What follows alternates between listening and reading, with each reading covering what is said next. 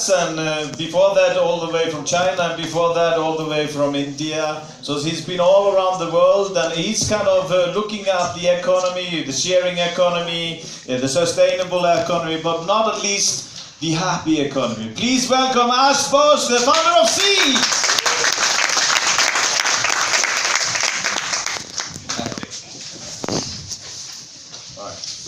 Good afternoon, ladies and gentlemen. Only one word that I can use today is amazing. The energy is amazing, people amazing, and first of all, I'd like to thank Dr. Johnson and also the business LF to invite me and to allow me to participate in this exciting aspect of the program. Today I'm here to talk about social farming for a sustainable lifestyle.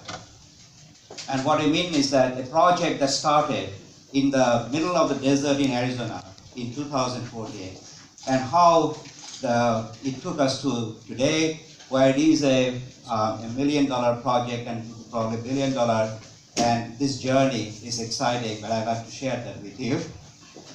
But before I do that storytelling, I would like to explain to you why we are doing this. This is a story of a little boy and a father. This is the picture of my own son, Bose. He was born in 2011 in Shanghai. And when he was born, he was perfectly healthy. But when he was 6 months old, he was infected with pneumonia. And pneumonia is not good for even the adult, but for a senior citizen and for a young boy, it could be very, very bad, detrimental. It could be even fatal. So I took him to the hospital, and Shanghai is a big city, and we were fortunate to take him and got his cure, and then he came back. But unfortunately, he was not cured for a long time. He became sick. So eventually, we found out the root cause of his pneumonia is the bad air pollution in Shanghai. It's a great city, but unfortunately it was not suitable for my son. So I had to take a very drastic decision. I brought my family, I sent my wife and my son back to USA in Arizona, and he got the good treatment, and he got better, at least for the time being. And story could have stopped there.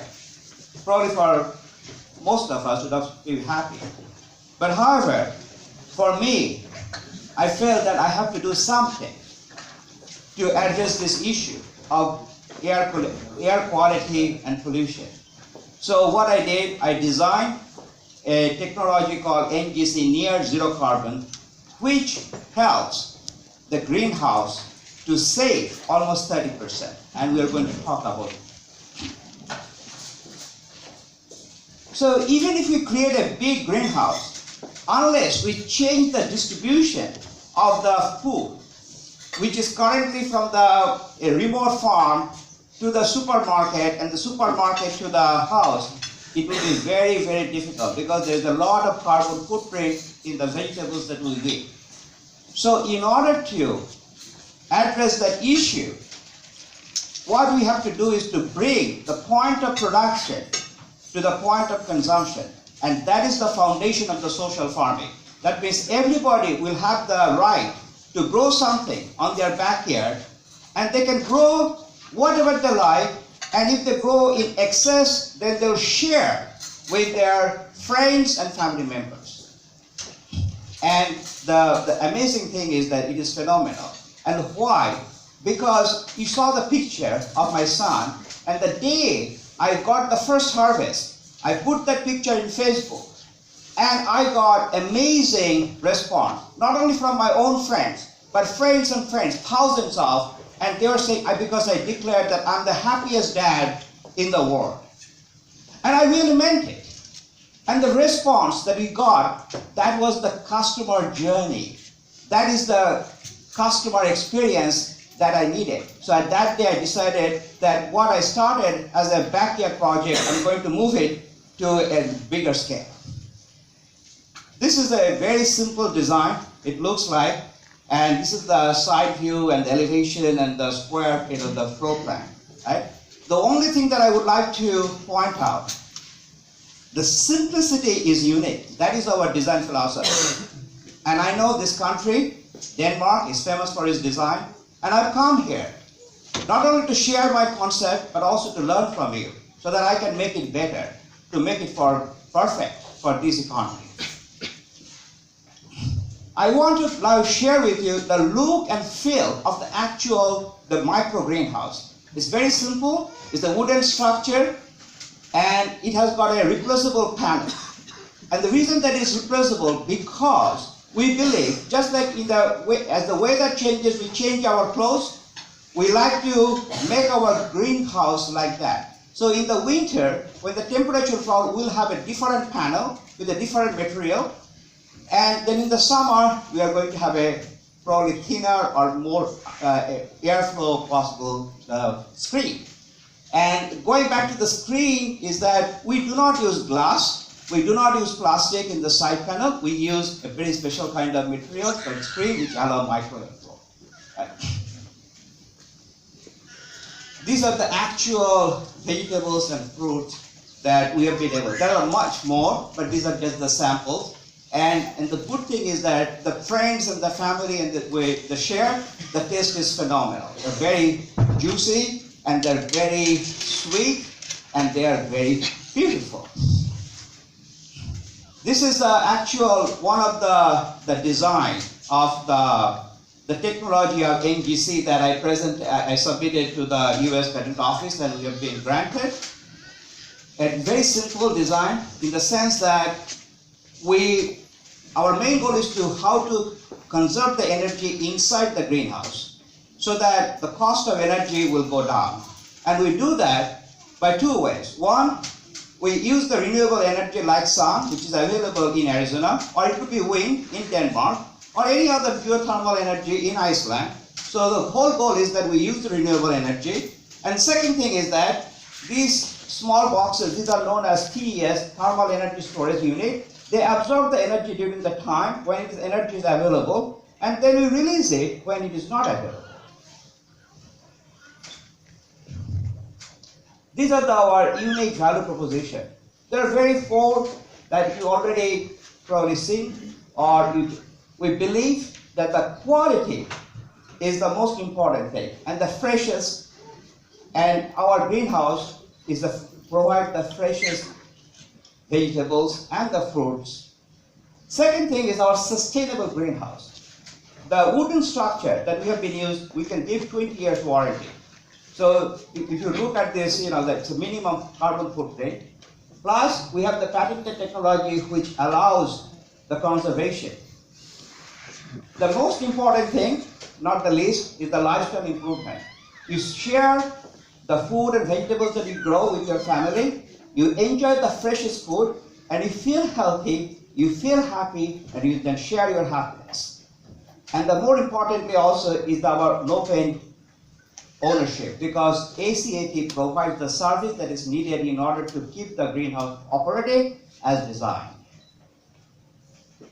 We have done some cooperation with the local New Kobe School District. Our goal is to share our vision and technology with the school children, and hopefully they will be the future of our country. Thank you.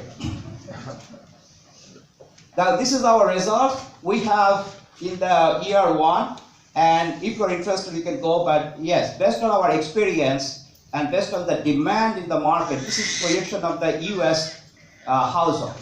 And we are very, very optimistic and also very positive that we can do it.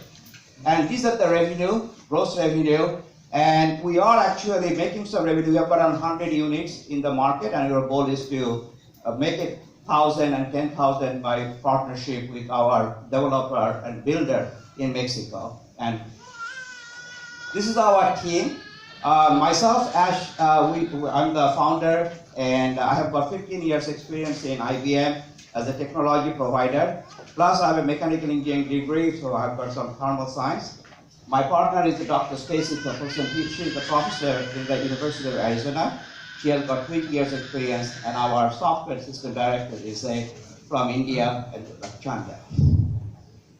So why we are here actually for looking for strategic partnership and also investors, and we are looking for $2 million as equity.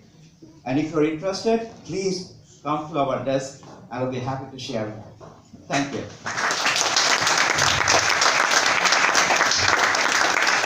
Big question? Anyone? You don't know the question. Oh, you're a comment one. Yeah, comment on. Yeah. Don't take him as an example.